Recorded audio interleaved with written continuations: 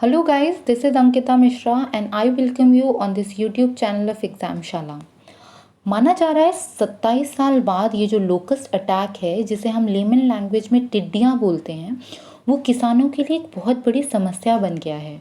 और वो कितना डेंजरस साबित हो सकता है इसे समझाने के लिए मैंने FAO के द्वारा कही बातों को पिक्चर्स के फॉर्म में रखा है।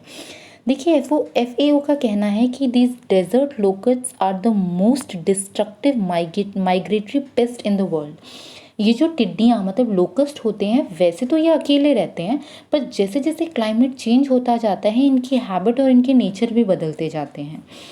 It basically belong to a grasshopper family and swarm the size of 1 square kilometer contain about 40 million locusts। मतलब जो ऐसे तो अकेले रहते हैं, लेकिन जैसे जैसे इनकी संख्या बढ़ती जाती है ये मिलके एक झुंड बनाते हैं जिसे स्वॉर्म कहते हैं। और इसमें लगभग 40 मिलियन लोकस्ट मतलब टिड्डियाँ हो सकती हैं इनके एक झुंड में। और दूसरी चीज़, ये जो इनकी फ्लाई करने की क्षमता रहती है वो एक दिन में 150 किलोमीटर तक चल सकते हैं ये। तो ये सबसे बड़ी प्रॉब्लम है हमारे देश के लिए, जो अभी कोरोना के बाद, साइक्लोन के बाद देश को फेस करनी पड़ रही है।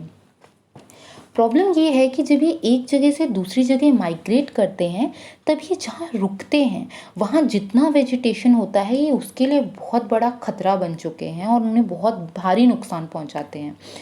इन्वायरमेंट साइंटिस्ट जो हैं उनका ये मानना है कि जो इनका एक झुंड है, जो एक स्वॉर्म, एक झुंड जो है इनका, वो एक दिन में इतना खाना खा जाता है जितना 35,000 लोगों का खाना होता है। देखिए ये FAO के द्वारा भी कहा हुआ है यहाँ पे, फूड एंड एग्रीकल्चर ऑर्गेनाइजेशन। और दूसरी बड़ी प्रॉब्लम ये है कि जिस तरीके से ये इनका ब्रीडिंग होता है, मतलब ये इतना फास्ट मल्टीप्लाई होते हैं, लगभग 20 गुना। और जो इनका लाइफ स्पैन है वो लगभग 10 वीक का होता है, जिसमें इनकी क्षमता ऐसी होती है कि ये एक कॉन्टिनेंट से दूसरे कॉन्टिनेंट तक जा सकते हैं बीच में रुकते रुकते। और जहाँ जहाँ ये रुकते हैं वहाँ वहाँ वेजिटेशन को नुकसान पहुँचाते हैं, और अब तो ये वहाँ के लोगों को भी काफ़ी ज़्यादा नुकसान पहुँचा रहे हैं। तो चलिए देखते हैं हम आज इनके बारे में और डिटेल में। तो चलिए बढ़ते हैं कंटेंट की तरफ। क्या क्या कवर करेंगे हम आज? हम सबसे पहले देखेंगे कि अलार्मिंग रीजन कौन कौन से हैं जहाँ पे सबसे ज़्यादा ये एरिया इफेक्ट हो रहा है। दूसरा देखेंगे लोकस्ट का क्लाइमेट चेंज के साथ क्या रिलेशन है। तीसरा हम देखेंगे कि क्या स्टेप्स लिए जा रहे हैं इसको कंट्रोल करने के लिए। और लास्ट में हम देखेंगे हम अपना क्वेश्चन ऑफ द डे। तो चलिए बढ़ते हैं अलार्मिंग रीजन्स पर। देखिए टोटल ये 3 अलार्मिंग रीजन है जहाँ सबसे ज़्यादा इनका इफेक्ट हो रहा है, जिससे ये सबसे ज़्यादा जो एरिया इफेक्ट हो रहे हैं इनकी वजह से, वो है पहला देखिए the horn of Africa, the Red Sea area और साउथ वेस्ट एशिया। इसको और अच्छे से देखिए मैप में।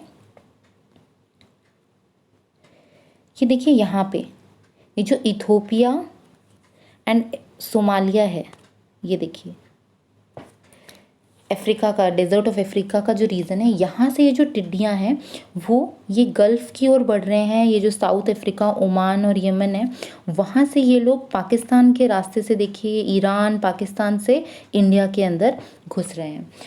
इसी चीज़ को देखिए और मैंने हाईलाइट करके यहाँ पे दिखाया है। देखिए ये रहा सोमालिया, इथोपिया, युगांडा, केन्या, जहाँ ऑलरेडी लोगों को खाने की काफ़ी ज़्यादा प्रॉब्लम हो रही है और अब इनकी वजह से इनको काफ़ी ज़्यादा भुखमरी का सामना करना पड़ रहा है।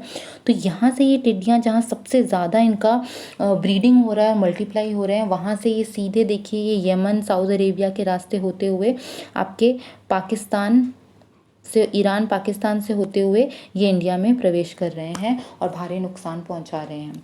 तो अगर मैं बात करूं कि इंडिया में जो सबसे वर्स्ट अफेक्टेड एरिया है, ये तो वर्ल्ड की बात हो गई। अब जो इंडिया की अगर मैं बात करूं तो ये जो 3 स्टेट हैं इसमें सबसे ज़्यादा नुकसान पहुंच रहा है, जो कि है राजस्थान, गुजरात और पंजाब, जिसके जो बॉर्डर विलेजेस हैं वहाँ पे ये जमा हो गए हैं और भारी तबाही मचा रहे हैं, जिसमें काफ़ी ज़्यादा जो खरीफ की क्रॉप है जिनका हार्वेस्टिंग होना अभी बाकी है, उनको काफ़ी ज़्यादा नुकसान पहुँचा लिया है इन लोगों ने, सॉरी इन टिड्डियों ने। तो अब हम देखते हैं कि ये जो लोकस्ट टिड्डियाँ हैं इनका हमारे क्लाइमेट से क्या रिलेशन है। देखिए जब तक हमारे क्लाइमेट की कंडीशन नॉर्मल रहती है तब तक तो ये डेजर्ट ऑफ अफ्रीका में रहते हैं और वहाँ रिस्ट्रिक्टेड रहते हैं उतने एरिया में, और इनका जो नंबर है वो डिक्रीज़ होता रहता है। इनका जो नंबर है वो डिक्रीज़ होता रहता है due to natural mortality and through migration. मतलब जब ये एक जगह से दूसरी जगह जाते हैं तो उसमें ये कम होते रहते हैं, और जो इनकी नेचुरल डेथ रेट होती है उससे कम रहते हैं, कम उनका बैलेंस रहता है इनका नंबर। लेकिन पिछले कुछ समय से जो क्लाइमेट में चेंजेस आए हैं, जो एबनॉर्मल रेन हुई है, जो साइक्लोन्स आए हैं, उसकी वजह से हुआ क्या है कि जो वेदर है वो काफ़ी वेट हो गया है, वेदर में मॉइस्चर भी है और नमी आ गई है।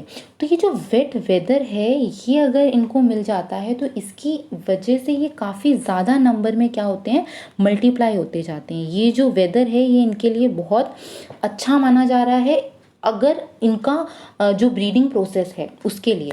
इंसानों के लिए तो ख़राब ही है, लेकिन इनके लिए बहुत अच्छा है, जिसमें काफ़ी ज़्यादा मात्रा में मल्टीप्लाई होते हैं और जिसे रोकना एक बहुत बड़ा टास्क बन चुका है। तो इसीलिए जो क्लाइमेट चेंज है इस तरीके से इनको टिड्डियों के मल्टीप्लिकेशन से या उनकी जो संख्या बढ़ती जा रही है उससे जोड़ा जा रहा है। तो ये तो सारी बातें हो गई अब तक इनके एग्जिस्टेंस की, कितना नुकसान पहुंचा रहे हैं उसकी। तो अब मेन बात आती है कि क्या स्टेप्स लिए जा रहे हैं इसको कंट्रोल करने के लिए। तो जो सबसे ज़्यादा इफ़ेक्टिव अभी हमारा प्रोसीजर चल रहा है, जो मेजर लिया गया है, वो ये केमिकल का यूज़ कर रहे हैं, that is known as organophosphate chemical. इसको स्प्रे की हेल्प से और वैसे छिड़का जा रहा है ड्रोन की हेल्प से, जिससे काफ़ी ज़्यादा नंबर में इनको रोका जा सके।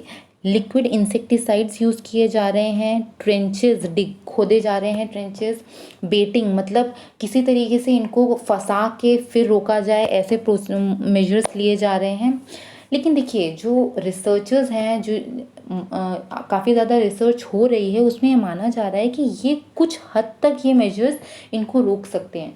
लेकिन जो सबसे इफ़ेक्टिव वे रहेगा वो ये रहेगा कि जहाँ पर ये सबसे ज़्यादा मल्टीप्लाई हो रहे हैं, ये पनप रहे हैं, पैदा हो रहे हैं, वहाँ पे इनकी जो ये ब्रीडिंग है इसको रोका जाए, जिससे ये आगे बढ़ ही ना पाएँ। और अगर ये आगे बढ़ नहीं पाएंगे तो जितनी तबाही ये मचा रहे हैं उतनी तबाही नहीं मचा पाएंगे।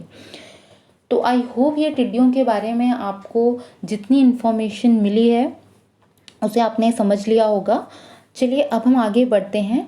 जो लास्ट वीडियो में क्वेश्चन पूछा था मैंने कि वो कौन सा स्कीम है जिसमें 6,000 रुपये एनुअली किसानों के खातों में डाले गए थे, सेंटर की जो स्कीम थी वो स्कीम थी पीएम किसान सम्मान निधि योजना। जी हाँ। और अब आ जाते हैं हम हमारे लास्ट स्लाइड पे, that is question of the day पे, विच इज़ द क्वेश्चन है आपका, which is the largest phylum in animal kingdom. तो इसका आप वीडियो, इसका जो आंसर है वो हम नेक्स्ट वीडियो में देखेंगे, लेकिन तब तक के लिए आप कमेंट बॉक्स में इसका आंसर टाइप करके रखिए। And thank you so much for your time. इसी तरीके की रीसेंट अपडेट्स के लिए आप एग्ज़ामशाला को फॉलो करते रहिए, टेलीग्राम पे भी ज्वाइन कर सकते हैं। Stay happy and stay healthy. Bye bye, take care.